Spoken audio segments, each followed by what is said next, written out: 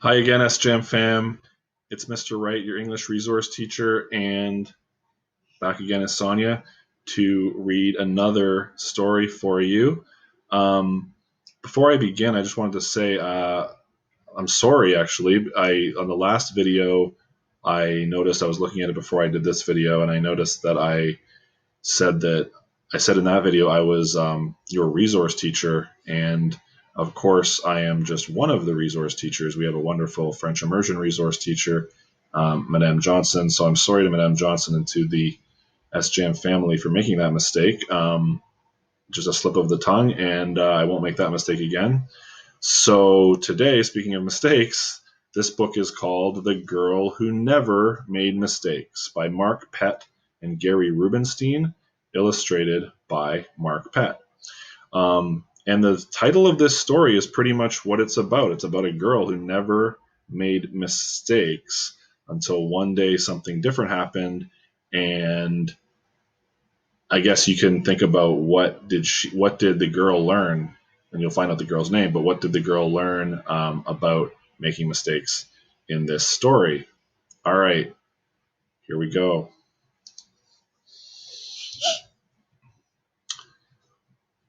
The Girl Who Never Made Mistakes. Oh yeah. For Beatrice Bottomwell, oops.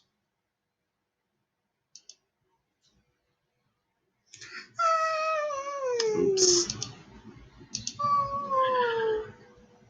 For Beatrice Bottomwell, Friday began like any other day. She matched her socks and, of course, she put her shoes on their proper feet.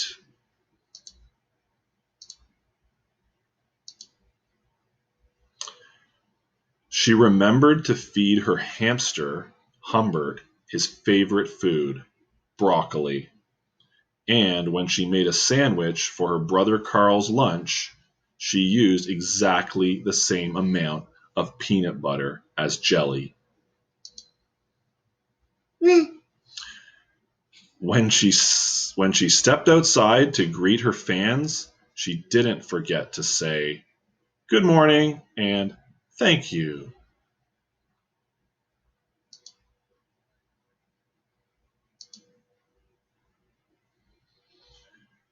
They asked if she made her bed. She had. They asked if she forgot to do her math homework. Nope. What about tonight's talent show? They asked. I'm ready, said Beatrice with a smile. After all, her juggling act had won 3 years in a row. Most people in town didn't even know Beatrice's name. They just called her the girl who never makes mistakes.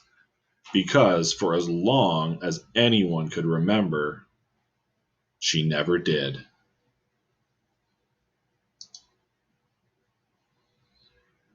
Unlike Beatrice, Carl made lots of mistakes. He ate his crayons and drew with his green beans. He danced with his hands and played the piano with his feet. Carl loved to make mistakes. At school, Beatrice was on a cooking team with her two best friends, Millie and Sarah. To make their giant rhubarb muffins, they needed 4 eggs. Beatrice went to the refrigerator and carefully chose the biggest, eggiest eggs she could find. Let's see what's right now. But on the way back, her legs slipped out from under her. The eggs went flying.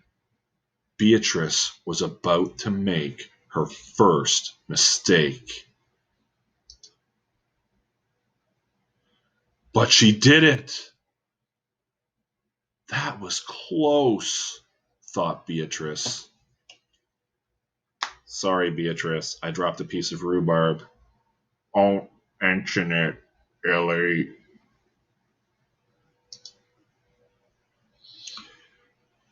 For the rest of the school day, Beatrice could not stop thinking about her almost mistake.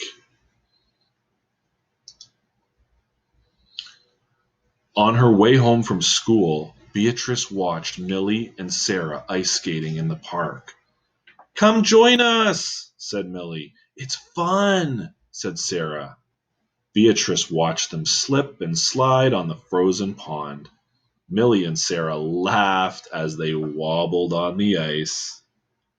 "No thanks," said Beatrice. At supper, Beatrice barely touched her food. "Is everything all right, kiddo?" asked her father. "I'm worried I'll mess up tonight," said Beatrice, "and everyone will be watching." "Worry? Huh, you don't make mistakes," he said with a smile. Beatrice tried to smile too.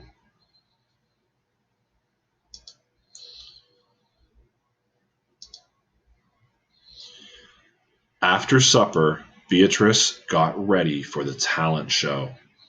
First, she woke Humbert from his nap. Next, she got the salt shaker from the kitchen table. Finally, she filled a balloon with water. What? How can we do that? I don't know. She did, though. The school auditorium was packed. Beatrice felt her stomach jumping around inside her.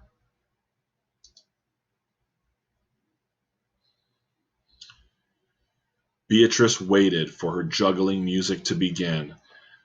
"That's her! That's the girl who never makes mistakes," said a woman.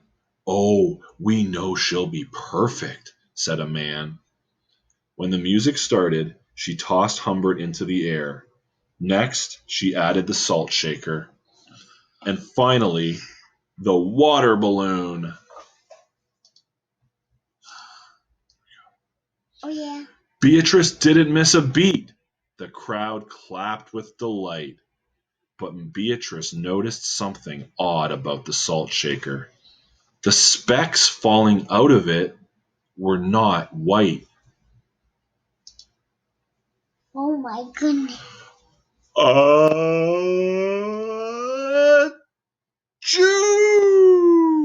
Ah! Humbert was so surprised by his sneeze that he grabbed the water balloon with his claws. Kablooey! Kablooey! Humbert, pieces of water balloon, and the pepper rained down on top of Beatrice. For the first time in as long as anyone could remember, Beatrice made a mistake. And it was a big one. The music stopped. Beatrice didn't know what to do. Cry? Run off the stage?